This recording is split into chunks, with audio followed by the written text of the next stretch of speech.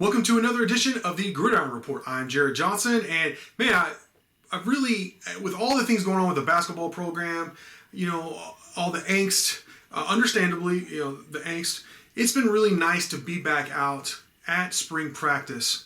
Texas Tech football coach Wells, all the powers that be have graciously allowed us media folks back out there. They've had 6 practices. We've had significant access to 4 of those practices, and I feel like I've been able to see a lot. It's been nice. So they're 40% done with spring ball already. So they're almost halfway done here. Some of you, when you're watching this, by the time you watch it, they'll already probably have had another practice or 2. So,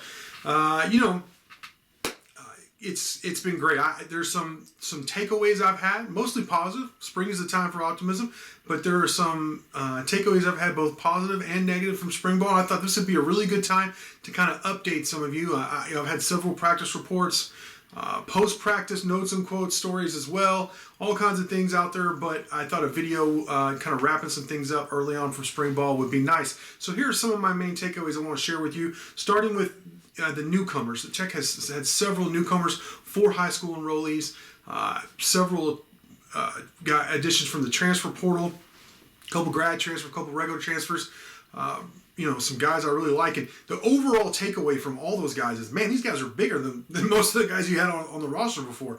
Just to start with the freshmen, Mason Tharp is a 6'8", 245-pound tight end as a true freshman. He who enrolled early. And then Jed Castles is another tight end, freshman tight end. He's 6'6", about 230. So they're big. You see them running. You see Durant Bradley, 6'6", a legitimate 6'6". I mean, he looks like a basketball player out there, except he's thick and he can run. He's agile for his size. I mean, he's a monster. I actually saw a formation where Barrett Morton, the 4-star high school quarterback, early enrollee, was throwing to those guys. All 3 of those guys were out in formation running, along with, I think, Loic Fawanji, who is, oh, by the way, 6'5", a beast himself, former 4-star guy from Midland Lee, who's also a freshman.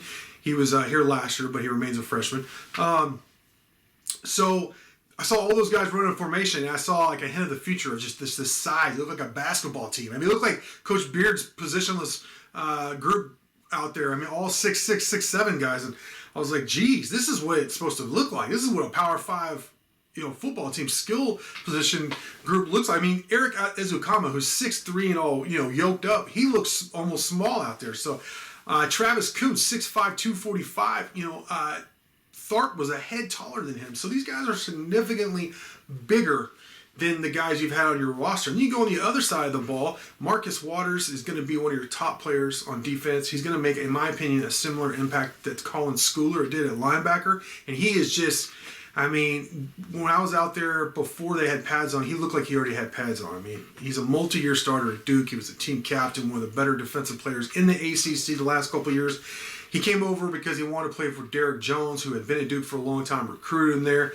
Just a huge addition for Texas Tech, and really solidifies what was a glaring hole there at safety for Texas Tech. So him and Eric Monroe, 2 5th or 6th-year seniors, going to be next to each other, guys that were both highly rated recruits, big-time players. Going to be the best 1-2 combo of safety that Texas Tech has had in some time. Rashad Williams is a 6'2". He's listed as 6'2". He looks 6'3".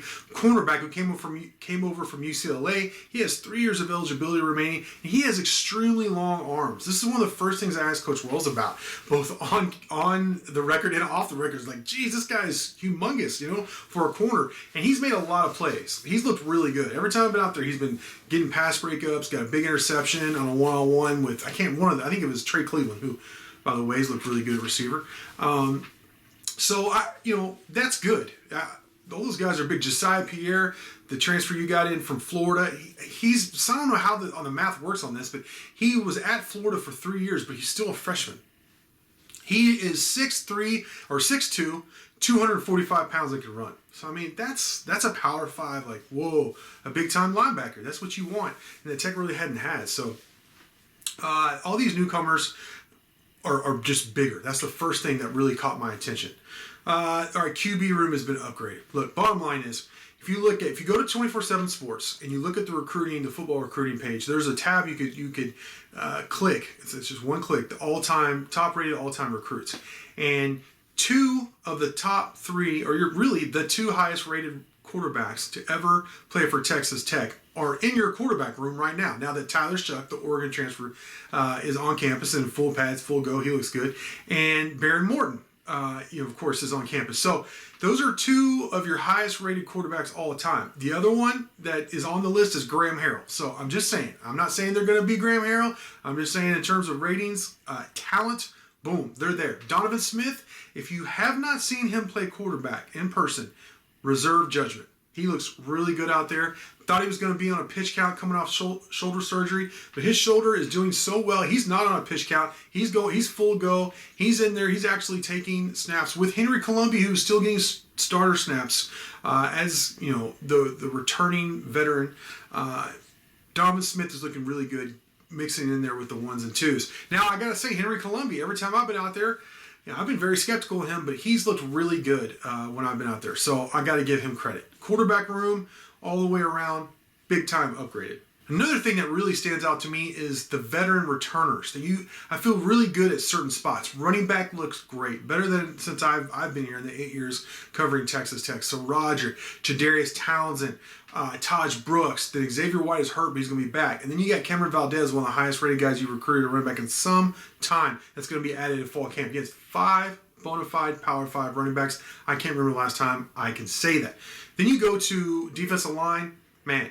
Jalen Hutchings, Tony Bradford, Nelson Abansors looked amazing. Tyree Wilson, I think, is going to be a beast for you. I mean, you just go down the list. There are more guys than that I really like on the defensive line that are returning veterans. And then linebacker may be the strength of your team. Colin Schooler, Rico Jeffers, Krishan Merriweather. I mean, you keep going down the list. There are some really good players.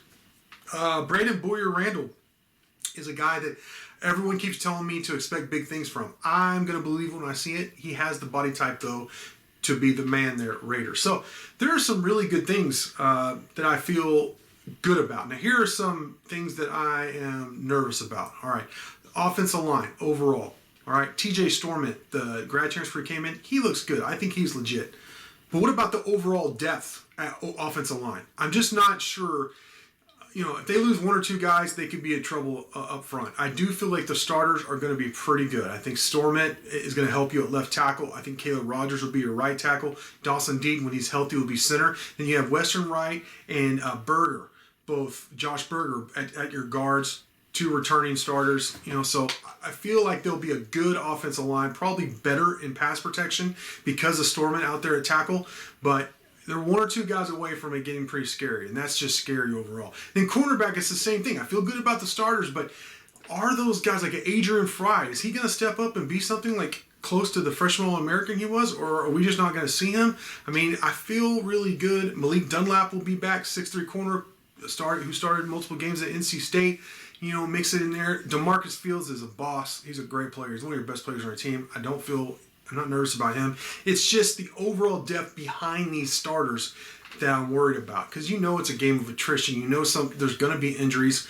Do they have enough depth? Will they be able to develop that depth this spring and going on this offseason in order for them to step up if need be? So those are my concerns. But overall, feeling very optimistic. Feel really good about what I'm seeing from spring ball. So I'll have more later on in spring ball. So for now, I want to thank you for watching. And until next time.